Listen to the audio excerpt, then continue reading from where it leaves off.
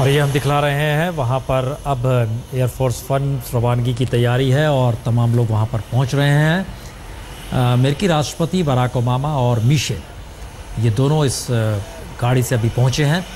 तो इसका मतलब है कि जो वक्त था 1:50 जो वक्त दिया गया था वही वक्त पे सारी चीज़ चल रही हैं। Minister in waiting Piyush Goyal वह भी नज़र आ रहे हैं, जो लगातार एक मंत्री की नियुक्ति होती है डिग्निटरीज के साथ, और अमेरिकी राष्ट्रपति के साथ पीयूष गोयल थे।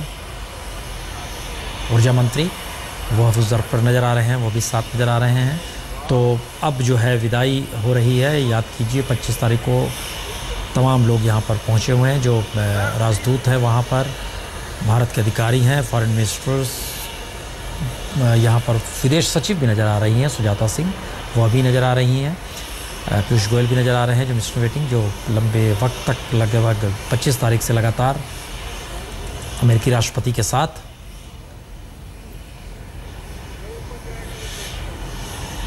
तो अब ये 25 तारीख से लेकर 27 तारीख तक यहाँ से सऊदी रवाना होना है। ये कार्यक्रम में थोड़ा बदलाव किया गया था सऊदी के किंग की मृत्यु के बाद, और अब बराक ओबामा की रवानगी हो गई। ये कई मायनों में ये महत्वपूर्ण यात्रा इसलिए भी रही क्योंकि एक तो पहली बार अमेरिकी राष्ट्रपति की ये दूसरी यात्रा, किसी अमेरिकी राष्ट्रपति की एक ही देश में दूसरी यात्रा, और भारत जैसे देश में दूसरी यात्रा ये खासी महत्वपूर्ण है। 2 बरस बचे भी हुए हैं अभी, तो इस लिहाज से माना जा रहा है कि जो समझौते का जिक्र हुआ है, जिस तरीके से भारत और अमेरिका के दृष्टिकोण को आगे बढ़ाने की कोशिश न सिर्फ समझौतों के ज़रिए बल्कि खुद अपने तरीके से ओबामा ने जिस बात का जिक्र किया वो कई मायनों में महत्वपूर्ण है। और इन सब के बीच अब बराक ओबामा और मिशेल ये रवानगी हो रही है। एक ख्वाहिश लेकर यह भी चले थे, जिस समय चले थे जब शुक्रवार को ये खबर नहीं आई थी कि शुक्रवार को ही खबर आई कि सऊदी के किंग की मृत्यु हो गई, लेकिन इन सब के बीच प्रोग्राम, तो ये एक मौका ऐसा है जिसमें ताजमहल नहीं देख सके, लेकिन अब ये विदाई और नमस्ते है। ये नमस्ते से ही शुरुआत हुई थी और नमस्ते से ही लौट रहे हैं। ये एक भारतीय संस्कृति को आत्मसात किस रूप में अमेरिकन राष्ट्रपति ने किया है, ये एक उसका नज़ारा है, और शायद ये आने वाले वक्त में दोनों देशों के बीच संबंधों की नई लकीर खींचे। और ये बेहद महत्वपूर्ण ये पूरी यात्रा, क्योंकि इस यात्रा के दौर में ऐसे कई मौके आते रहे हैं जब जब अमेरिका के राष्ट्रपति आए हैं तब इस बात का जिक्र होता था कि पाकिस्तान भी जाना चाहिए या नहीं जाना चाहिए, लेकिन इस बार बिल्कुल पूरी तरीके से भारत की यात्रा और इन सब का असर ये हुआ है कि भारत और उसके इर्द गिर्द पड़ोसी देशों की नज़र में भारत की अहमियत किस रूप में बढ़ी है और दुनिया में भारत की साख किस रूप में बढ़ी है, ये उसका एक नज़ारा इस पूरे दौर में नज़र आया यात्रा के दौरान। और अमेरिका के राष्ट्रपति ने जिस तरीके से भारतीय संस्कृति को छूने की कोशिश की और उसके साथ खुद अमेरिका को साथ में खड़ा किया, और इन सब के साथ ही इस बात का जिक्र किया कि दोनों देशों को आगे एक साथ कैसे बढ़ना है और दुनिया में एक नई साथ पैदा करनी है। इन सब चीज़ों का जिक्र, वो सिर्फ अब सवाल ये है कि ये बातें जो कही गई है वो सिर्फ कही हुई बात ना रह जाए, बल्कि उसको किस तेज़ी से लागू करना है। क्योंकि इससे पहले अक्सर देखा यही गया है कि कॉरपोरेट या पूंजी निवेश जिसका जिक्र होता है FDI के ज़रिए ही बात आती है और फिर चली जाती है। लेकिन पहली बार ओबामा ने, ये हम आपको दोबारा दिखा रहे हैं इस दृश्य को, हम बता दें आपको कि इससे ठीक पहले ये गाड़ी आई थी और उसके बाद जो मुलाकात करके बराक ओबामा और मिशेल दोनों हवाई जहाज़ में जा चुके हैं, एयरफोर्स वन में जाकर बैठ चुके हैं और चंद मिनट पहले, और अब ये जहाज़ कुछ देर में उड़ान भी भरेगा। तो ये एक आखिरी तौर पे जो मुलाकात का सिलसिला था, और उस मुलाकात के सिलसिले में ये बड़ा महत्वपूर्ण है कि इससे पहले सामान्य तौर पे हाथ हिलाते हुए गुड बाय करते हुए जाया जाता था, लेकिन नमस्ते करके राष्ट्रपति बराक ओबामा और मिशेल दोनों ने ही जिस तरीके से, ये देखिए ये विदाई का दौर, और ये एक ऐसा प्रतीकात्मक तौर पे अमेरिकी राष्ट्रपति का चिन्ह है जो बता रहा है कि भारत और बराक ओबामा इस बात को समझ रहे हैं कि कम से कम भारतीय संस्कृति के अनुकूल होने की क्यों ज़रूरत है। क्योंकि उन्होंने जिस तरीके से अपने आज भाषण में मार्टिन लूथर किंग और महात्मा गांधी दोनों को मार्गदर्शक के तौर पर उन्होंने न सिर्फ खुद को देखा बल्कि इस बात का भी जिक्र किया कि 100 बरस पहले शिकागो में जब आए थे स्वामी विवेकानंद, तब उन्होंने किस तरीके से कहा था भाइयों और बहनों। तो मैं भी ये भाइयों और बहनों शब्द का इस्तेमाल करता हूँ, यानी भाईचारा, कहीं ना कहीं सब धर्मों में संभाव बनाने की स्थिति, दूसरी तरफ नारी शक्ति का जिक्र, और इन सब के बीच टेक्नोलॉजी और उसके ज़रिए विज्ञान के ज़रिए दोनों देश एक साथ कैसे आ सकते हैं, इसका जिक्र भी उन्होंने बाखूबी तौर पर किया। और भारत इस दौर में लोकतांत्रिक व्यवस्था को कैसे पाल पोस के आगे बढ़ा रहा है, विकसित कर रहा है, उसमें उन्होंने बर्मा और श्रीलंका के देशों को मदद भारत जिस तरीके से कर रहा है उसका जिक्र किया। पर्यावरण चुनौती अमेरिका के सामने भी एक, क्योंकि अंतर्राष्ट्रीय पर्यावरण सम्मेलन के दौर में अमेरिका को बहुत चीज़ें रखनी है कि उसके क्या प्रयास हैं। और उस लहजे में भी अमेरिकी राष्ट्रपति ने भारत के साथ जो बातचीत की उसमें इस बात पर बड़ा जोर था कि किस तरीके से स्वच्छ ऊर्जा और स्वच्छ ईंधन का जिक्र उनकी तरफ से किया गया। सौर ऊर्जा में कितनी मदद होगी, अब इंतजार करना होगा वो कब तक टेक्नोलॉजी आती है, कब तक चीज़ें डेवलप होती हैं, कितना पैसा आता है। लेकिन इन सब के बीच महत्वपूर्ण है कि अपने संघर्ष का जिक्र आज उन्होंने प्राइम मिनिस्टर मोदी के संघर्ष के साथ एक साथ जोड़ा और ख़ुद बताया कि अपने रंग की वजह से उन्हें भी किस रूप में संघर्ष करना पड़ता था और संघर्ष करना पड़ा। और लेकिन उन सब के बावजूद भी किसे पता था कि एक कुक का बेटा जो सेना के में कुक था और उसका पोता जो है वो यहाँ पर राष्ट्रपति अमेरिका में बन जाएगा। दूसरी तरफ उन्होंने भारत के प्रधानमंत्री का जिक्र भी किया कि एक चाय बेचने वाले शख्स के प्रधानमंत्री बन जाना। तो ये ज़िंदगी के उस संघर्ष को जोड़ते हुए दो देशों के बीच संबंधों को कैसे आगे बढ़ाया जा सकता है, इसके मद्देनज़र ही उन्होंने एक लड़के विशाल का भी जिक्र किया। विशाल किस रूप में संघर्ष करता है, आगे बढ़ता है। ये दो तस्वीरें एक तरफ जब आई थी और जब लौट रहे हैं, तो बराक ओबामा जिस समय आए थे और जिस समय वो लौट रहे हैं, दोनों तस्वीर आपकी स्क्रीन पर, एक 25 को आना और 27 को लौटना। तो ये दो तस्वीरें 25 तारीख को तकरीबन 10:38 पे सुबह का वक्त था, उस समय पहुँचे थे। और आज के हिसाब से देखिए तो अब तकरीबन 2 बजने को हैं। इसका मतलब बहुत साफ़ है कि लगभग 50-51-52 घंटे इस भारत में उन्होंने गुजारे और ये उनके लिए एक यादगार यात्रा के तौर पर। और इस यादगार यात्रा में उन्होंने इस बार बार जिक्र किया कि जिस ऐतिहासिक यात्रा उनके लिए इसलिए कि शानदार तरीके से स्वागत, शानदार तरीके से पूरी यात्रा को अंजाम देना। और लगातार 2-2.5 घंटे तक गणतंत्र दिवस के मौके पर राजपथ पर वो बैठे भी रहे। और इन सब के बीच कई मौके ऐसे आए जब उन पर कैमरा गया तो एक सोशल मीडिया में इस बात को लेकर बड़ा था, वो च्युइंगम जब चबा रहे थे उसको लेकर था। लेकिन इन सब के बीच भी बराक ओबामा और मिशेल की ये यात्रा भारत और ख़ास तौर से प्राइम मिनिस्टर मोदी ने चूँकि इस पूरी यात्रा की जानकारी अपने ट्वीट के ज़रिए दी थी, यानी आधिकारिक तौर पर इससे पहले होता अक्सर यही था कि विदेश मंत्रालय या राष्ट्रपति भवन की तरफ से वो एक प्रेस रिलीज़ जारी की जाती थी कि 26 तारीख को कौन आ रहा है जो अतिथि के तौर पर। लेकिन इस बार बिल्कुल अनूठी प्रक्रिया शुरू हुई। प्राइम मिनिस्टर मोदी ने खुद ही ट्वीट किया और उसके बाद अमेरिकन राष्ट्रपति की तरफ से ट्वीट किया गया, हाँ मैं आ रहा हूँ। तो ये स्थिति एक नई बनी और रिश्तों में एक नई तरीके की गर्माहट देखने को मिली। और इन दो देशों के बीच जो संबंध आने वाले वक्त में नज़र आएंगे उसका असर आप देख सकते हैं, कह सकते हैं कि ये कहीं एशिया कॉन्टिनेंट में चाइना के लिए मुश्किल सवाल है। चाइना इस बात का जिक्र अपने तमाम प्रतिक्रिया में कर रहा है, उस बात का जिक्र कर रहा है कि दरअसल ये पूरी स्थिति में प्रशांत और हिंद महासागर में दखल मंजूर नहीं है। एशिया के विवादों में अमेरिका को दखल नहीं देना चाहिए। हम सभी देशों को आपस में बातचीत कर लेना चाहिए। अमेरिका ने खास तौर से न्यूक्लियर समझौता, जो नागरिक न्यूक्लियर समझौता है, उसको लेकर भी जब जिक्र हुआ तो इसका भी विरोध किया गया है चीन की तरफ से कि भारत को पहले न्यूक्लियर सप्लायर ग्रुप में शामिल नहीं किया जाना चाहिए जब तक भारत परमाणु अप्रसार संधि पर हस्ताक्षर नहीं कर देता है। ये सारी स्थिति है कि कहीं ना कहीं एक बैलेंस जो है, भारत और अमेरिका अगर एक साथ आते हैं तो एक नए तरीके का बैलेंस एशियाई कॉन्टिनेंट में नज़र आएगा। और चाइना इसीलिए पिछले दिनों वो जो समझौते नहीं कर पा रहा था पाकिस्तान से, उसकी दिशा में कल वो आगे बढ़ गया जब पाकिस्तान के जनरल राहिल्स के साथ समझौते किए गए रक्षा सौदे में। और ये सारी स्थिति बतलाती है कि कितना महत्वपूर्ण है भारत और अमेरिका का आना। और भारत के लिए खासतौर से जिस पोजीशन में भारत आज की तारीख में खड़ा है, उसमें अमेरिका अफ़गानिस्तान से इस दौर में लगातार सैनिकों को बुला रहा है, अमेरिकी सैनिकों को। अफ़गानिस्तान को लेकर पहली बार खुले तौर पर भारत की पीठ अमेरिका ने ठोकी है। और इस बात का जिक्र लगातार हो रहा था क्या अफ़गानिस्तान को लेकर, और ये प्लेन की रवानगी और ये बात उठ रही थी अफ़गानिस्तान को लेकर कहीं पाकिस्तान सौदेबाजी तो नहीं करेगा, लेकिन भारत की पीठ थपथपाई। और इन सब के बीच रिश्तों की नई उड़ान हम कह सकते हैं ये इस एयरफोर्स 1 के ज़रिए समझी जा सकती है, जो कि अब पालम टेक्निकल एरिया से उड़ान भरेगा। और लगभग 52 घंटे की अमेरिकी राष्ट्रपति की यात्रा कई मायनों में न सिर्फ यादगार रही, बल्कि उसने एक ऐसी लकीर खींची है जिसके लिहाज से कह सकते हैं आने वाले वक्त में अमेरिका में जो भी राष्ट्रपति बने, क्योंकि 2 बरस बाद वहाँ भी चुनाव होने, और माना यही जाता है कि जब 2 बरस बते होते हैं तो दुनिया भर के तमाम एक्सपर्ट्स और कूटनीतिज्ञ जानने वाले लेम डेक कहने लगते हैं कि अब वो किसी रूप में निर्णय बड़े नहीं ले सकते। लेकिन एक चीज़ समझना होगा, अमेरिकी राष्ट्रपति होता है और उसके पास एक वीटो पावर होता है। तो अमेरिकी राष्ट्रपति अपने वीटो पावर के जरिए भारत का जिक्र उसने संयुक्त राष्ट्र में कहीं ज़्यादा हैसियत बढ़ाने का जिक्र जिस रूप में किया है, उस दिशा में भारत को अब देखना होगा।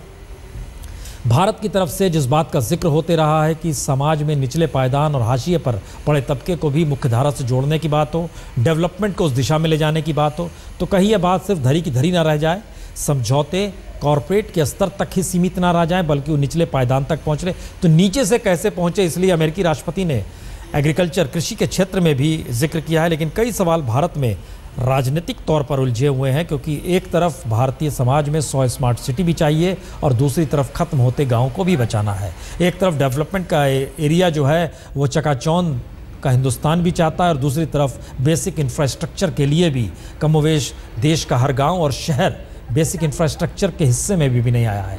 अमेरिका की मुसीबत यह है कि वहाँ पर इतनी सुविधा और इंफ्रास्ट्रक्चर पे काम हो चुका है कि वहाँ की कंपनियों के पास आज की तारीख में काम नहीं। अमेरिका चाहता है कि टेक्नोलॉजी अमेरिकी कंपनियों की अब भारत जैसे देश में आए और भारत चाहता है कि दुनिया के हिस्से में वो कम से कम पहले 50 देशों में आकर खड़ा हो जाए जहाँ पर सबसे ज़्यादा निवेश हो और निवेश की स्थितियाँ बन जाए। इसके लिए अमेरिका चाहता है कि भारत में कम से कम अच्छे अनुकूल वातावरण बने और भारत चाहता है कि एयरफोर्स 1 की इस उड़ान के साथ अमेरिका के साथ भारत के रिश्ते और कहीं मजबूत होते चले जाएं।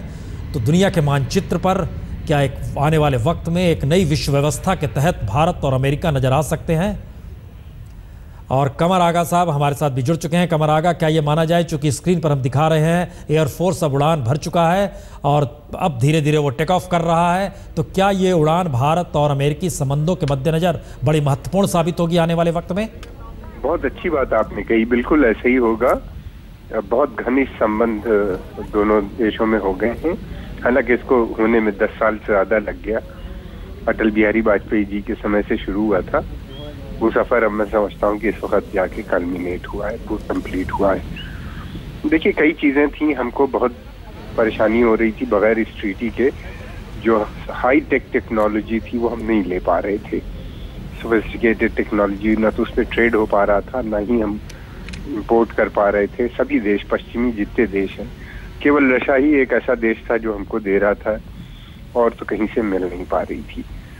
दूसरी चीज ये कि अब वो रास्ते खुल गए हैं आने वाले वक्त में। अब तो सिर्फ ट्रेड होना है, फिर उसके अलावा न्यूक्लियर सप्लायर ग्रुप की मेंबरशिप है, फिर उसके बाद regime control, missile regime control की जो बात है वो हो जाएगी उस ऑर्गेनाइजेशन में। वेजनार ग्रुप है, ऑस्ट्रेलिया ग्रुप है, ये सब में अब हमको आसानी हो जाएगी न्यूक्लियर ट्रेड के लिए। फिर दूसरी चीज ये है कि टेक्नोलॉजी आएगी, डिफेंस प्रोडक्शन हिंदुस्तान में ही होगा और नए जनरेशन के जो फ्यूचर प्लेन्स बनेंगे वो यहीं बनेंगे, या दूसरी तकरीबन 12 ऐसी चीजें हैं जो यहाँ पे बनेंगी। उसका एक्सपोर्ट भी होगा तीसरी कंट्रीज में। तो एक बहुत, हिंदुस्तान के पास एक बहुत बड़ा मिडिल क्लास है, परचेजिंग पावर है यहाँ। अमेरिका को उससे बहुत फायदा है। फिर उसके अलावा ये भी है कि यहाँ पे जितना बड़ा टेक्निकल क्लास है और एजुकेटेड अंग्रेजी बोलता हुआ कंप्यूटर सेवी जो क्लास है वो केवल इंडिया में, इतना बड़ा कहीं दुनिया में नहीं है। तो इसका फायदा अमेरिका को बहुत होगा। तो दोनों का मिलकर मैं समझता हूँ इस विजिट में दोनों ही के आपस को फायदा है, इसीलिए ये विजिट भी। फिर इंडिया एक बड़ी शक्ति के रूप में इमर्ज आ गया है। इकोनॉमी बहुत तेजी से बढ़ रही है, आने वाले समय में और बढ़ेगी। ये सारी चीजें हैं। इस क्षेत्र में जो खतरे हैं चाइना को लेके, उसको डील करने के लिए जापान, ऑस्ट्रेलिया और साउथ कोरिया, फिलीपीन, वियतनाम, ये सभी देश काफी परेशान हैं। तो वो भी चिंता का एक विषय बना हुआ है इस क्षेत्र के लिए। तो इस तरह से मैं समझता हूँ कि सभी क्षेत्र में, एजुकेशन के क्षेत्र में भी बहुत विस्तार होने की संभावना है। कोई भी क्षेत्र आप नाम ले लीजिए, उसमें रिश्ते बढ़ते हुए नजर आ रहे हैं। तो मैं समझता हूँ बहुत ही अच्छी विजिट हुई है, दोनों देश का इसमें फायदा है। प्रोडक्ट यहाँ पे जो मोदी जी की पॉलिसी थी मेक इन इंडिया, वो आगे बढ़ेगी, उससे एम्प्लॉयमेंट बढ़ेगा। 100 सिटीज जो बनने हैं स्मार्ट सिटीज, और जिनमें से 3 प्रथम है इलाहाबाद और दूसरे 2 और साउथ, और उसमें तो ये सारे शहर बनेंगे। तो नई जगहों पे इन्वेस्टमेंट आएगा, जहाँ पे कारखाने भी लगेंगे। इन सब के लिए ऊर्जा बहुत जरूरी थी, तो ऊर्जा की भी अब बातचीत शुरू हो गई है। 8 जो रिएक्टर्स हैं अमेरिका देगा, 6 फ्रांस दे रहा है, और लगभग 15 और 20 के बीच में रशिया से आने हैं। कुल 40 रिएक्टर्स लगने हैं। तो मैं समझता हूँ बड़ा सौदा भी है, और साथ में ये है कि वो ये रिएक्टर की कोशिश ये की जा रही है ज़्यादातर कि यहीं पे बने और यहीं पे लगे, तो उससे एम्प्लॉयमेंट काफ़ी बढ़ेगी। कमर आगा साहब, एक सवाल हर जहन में होगा कि भारत को मार्केट के तौर पर दुनिया देखती है, और इससे पहले अमेरिकी राष्ट्रपति जो भी आते थे और समझौते जो होते तो मार्केट के तौर पर देखा जाता था, लेकिन आज जो सीरी फोर्ट में भाषण हुआ वो उस मार्केट इकोनॉमी से इतर एक भाषण था। वो संकेत क्या है? प्रश्न बहुत अच्छा भाषण, बहुत जमाने के बाद सुनने में मिला। इस तरह के भाषण अब देने वाला शायद ये अकेला व्यक्ति बचा है पूरी दुनिया में, और इसका ये भाषण आज का यहाँ का, और जर्मनी में इलेक्शन से पहले इसने जो भाषण दिया था, जिस दोनों भाषण में कंपेयर कर रहा था, जिसके बाद उनको फिर नोबेल पीस प्राइज फौरन कुछ ही समय के बाद दे दिया गया। ये इस तरह की बातें, मॉरल इश्यूज को टच करना, दिल को छू लेना, इक्वालिटी, डेवलपमेंट, मॉडर्नाइजेशन, जो हम लोग जिन वैल्यूज की हम लोग बात करते चले आ रहे हैं, रूल ऑफ द लॉ, ये अब कोई नेता बात ही नहीं करता है इस किस्म की बातें। मैं समझता हूँ बहुत अच्छी बातें थी। फिर उसके बाद सिमिलैरिटीज जो उसने बताई कि दोनों मुल्कों में रूल ऑफ द लॉ है, दोनों मुल्कों में कॉन्स्टिट्यूशन है, दोनों मुल्कों में बराबरी है बहुत से क्षेत्रों में, इसीलिए बढ़ रहे हैं। वीमेन एम्पावरमेंट की उसने बात की कि जब तक नहीं होगा। फिर उसने बताया कि मेरा खुद परिवार, कितना ऑर्डिनरी परिवार से मैं आता हूँ, किस तरीके से हम लोग बढ़े, ये अपॉर्चुनिटी मिली, ये केवल वहीं मिल सकती है, हिंदुस्तान में मिली जिस तरह से मोदी साहब आ गए।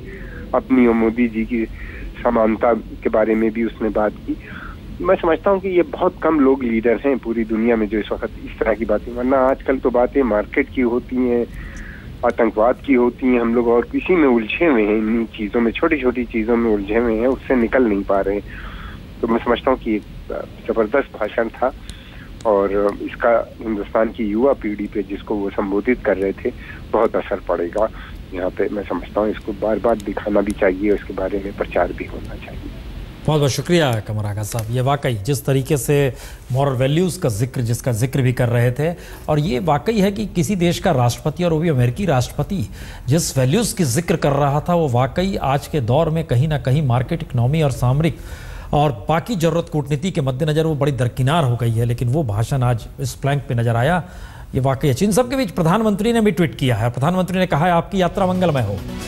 भारत और अमेरिका के रिश्ते एक नई ऊंचाई पर पहुंचे और नया अध्याय शुरू हुआ, आपकी यात्रा मंगलमय हो। ये प्रधानमंत्री ने ट्वीट किया है और कहा है कि आपकी यात्रा से भारत और अमेरिका के बीच जो नया एक अध्याय शुरू हुआ है, और इन सब के बीच आपकी यात्रा मंगलमय हो। तो ये उनकी तरफ से भी ट्वीट किया गया था, इससे पहले अमेरिकी राष्ट्रपति के जरिए भी ट्वीट किया गया था। तो इस दौर में खासतौर से सोशल मीडिया के जरिए, नई पीढ़ी के जरिए, और उसके आगे उन ट्वीट में लिखा गया है कि कल बारिश हुई थी, आज आपने कहा बड़े बड़े देशों में कल बारिश हुई थी, आज आपने कहा बड़े बड़े देशों में कल बारिश हुई थी। अच्छा, रिपीट हो रहा है। तो ये दो बड़े बड़े देशों में ये मसला बड़ा ज़बरदस्त है कि आज भाषण जो था अमेरिकी राष्ट्रपति का, वो कई मामलों में अक्सर प्राइम मिनिस्टर जिक्र करते हैं, मैं तो छोटे छोटे लोगों के लिए बड़े बड़े काम करने के लिए आया हूं, और आज अमेरिकी राष्ट्रपति ने कहा मैं बड़े बड़े देशों में छोटी छोटी चीज़ें हो जाती हैं। सनरीटा, जिस तरीके से उन्होंने जिक्र किया फिल्म और उनके नायकों का, और उसके ज़रिए कहीं ना कहीं भारत के मन को छूने की कोशिश की, तो हम कह सकते हैं कि मन की बात तो आप रात में सुनेंगे, लेकिन दिल की बात आज बराक ओबामा की कर ली। बराक ओबामा खुद जिन परिस्थितियों से निकले हैं और जिन परिस्थितियों से संघर्ष करते हुए वो राष्ट्रपति के पद तक पहुँचे, वहाँ जो उनका नारा था 2008 में, याद कीजिए, यस वी कैन, तो ये एक ऐसा नारा था जो लगता था कि बदलाव की दिशा में लगातार अमेरिका बढ़ रहा है। तो क्या ये माना जाए कि आने वाले वक्त में अमेरिकी राष्ट्रपति द्वारा दिया गया आज का भाषण शायद दोनों देशों के